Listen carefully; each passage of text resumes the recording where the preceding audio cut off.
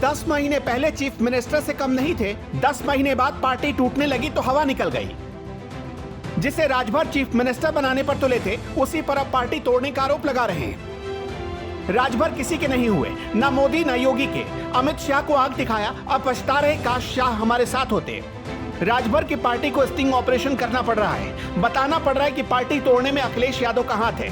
पछता रहे कि काश योगी और शाह हमारे साथ होते तो आज ये नौबत नहीं आती, पार्टी के सारे नेता साथ होते। ये राजनीति का मैदान है, यहाँ ना तो कोई सगा होता है, ना ही कोई दोस्त होता है, सिर्फ और सिर्फ दुश्मन ही होते हैं। राजभर उस उड़ते परिंदे की तरह हैं जो अपने घर की टहनी पर भी बैठेंगे या नहीं कोई नहीं बता सकता।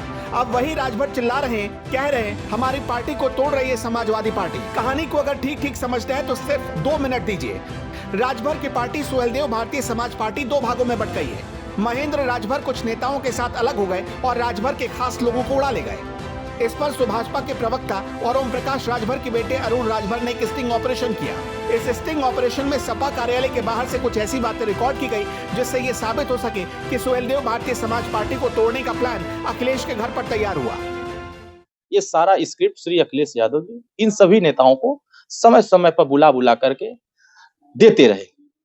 लेकिन जब इस पे हम लोग सवाल करते थे कि आप ऐसी षड्यंत्र रच रहे हो, तो श्री अखिलेश यादव जी की तरफ से ये आता था कि मैं कोई षड्यंत्र नहीं रच रहा हूँ। श्री उदयवीर सिंह कह रहे थे कोई षड्यंत्र नहीं रच रहा हूँ। अचानक मैं उधर से गुजर रहा था, ये दोनों चोरों की तरह खड़े नजर आए, तो हम कहे ये यहाँ क्या कर रहे हैं। तो मैं गाड़ी घुमा करके उन लोगों के करीब जाने लगा, तो जैसे लगता है कि कोई कुछ चोरी किया हो और वो भाग रहा हो। उसी तरीके से यह लोग अपना ओढ़ना बिछौना लिए थे, पूरा मुंह ढक करके भागते नजर आए। और मैं इनके पीछे पीछे देखा कहाँ भाग रहे हैं, तो 10-90 चौराहा भाग के जा रहे हैं, वीवीआईपी भाग के जा रहे हैं, मुख्यमंत्री चौराहा भाग के जा रहे हैं। अब मैं निगरानी इनकी कर रहा कहाँ कहाँ, तब तक उधर से उदयवीर सिंह अपनी गाड़ी लेकर के और हॉटलाइन पर लिए हैं। लगातार फोन से बात हो रही कि ये लोग यहाँ हैं, वो लोग वहां हैं, ये कर रहे हैं, वो कर रहे हैं। इसका मतलब कि श्री उदयवीर सिंह को हर पल की खबरें पता थी कि हम जो षड्यंत्र कर रहे हैं वो षड्यंत्र एक दिन उजागर हो जाएगा। राजभर 10 महीने पहले कहते थे अखिलेश भईवा के मुख्यमंत्री बनावा, बिजली हाफ हो जाए। अब उनके बेटे कह रहे हैं अखिलेश जी ने पार्टी तोड़ दिया। 10 महीने पहले दोस्ती अब दुश्मनी में कैसे बदल गई। 2022 के चुनाव में योगी को हराने के लिए राजभर अखिलेश के साथ खुले तौर पर खड़े हो गए। खुले मंच से योगी सरकार को उखाड़ फेंकने की बात करने लगे। अखिलेश को भी तब लगा था कि योगी को खुली धमकी देने वाले राजभर में दम है। राजभर की बड़बोली बातों के चक्कर में फंसकर अखिलेश ने राजभर चाचा को नई फॉर्च्यूनर कार खरीद कर दे दी।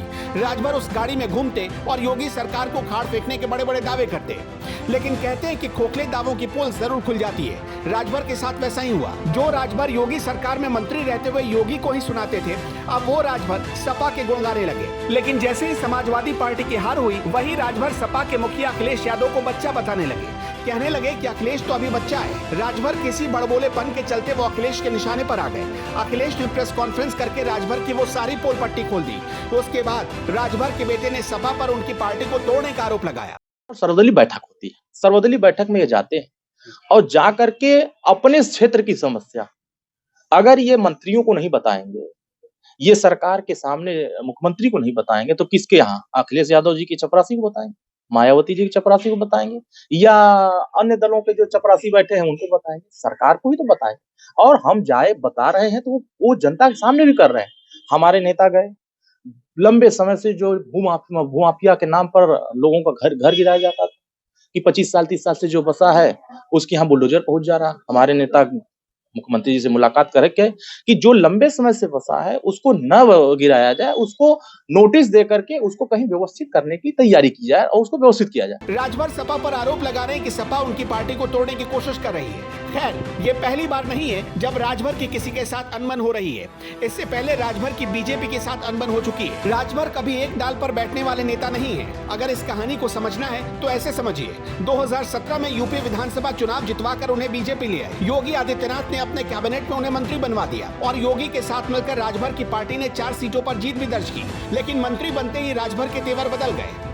मीडिया में आकर ओम प्रकाश राजभर कहते थे कि अमित शाह योगी को टाइम नहीं देते, लेकिन उनके पहुंचते ही कुर्सी से खड़े हो जाते हैं। योगी सरकार के कामकाज पर भी ओम प्रकाश राजभर सवाल खड़े करने लगे। राजभर की इन्हीं हरकतों के बाद उन्हें बीजेपी से अलग किया गया और जब वो बीजेपी से अलग हुए तब समाजवादी पार्टी को लगा कि हमें तो एक नूर मिल गया है। लेकिन यही नूर बाद में नश्तर में चुभने वाले सुई की तरह साबित हो गया। वैसे ओम प्रकाश राजभर के बारे में आप क्या कहना चाहते हैं, हमें कमेंट बॉक्स में बता सकते हैं।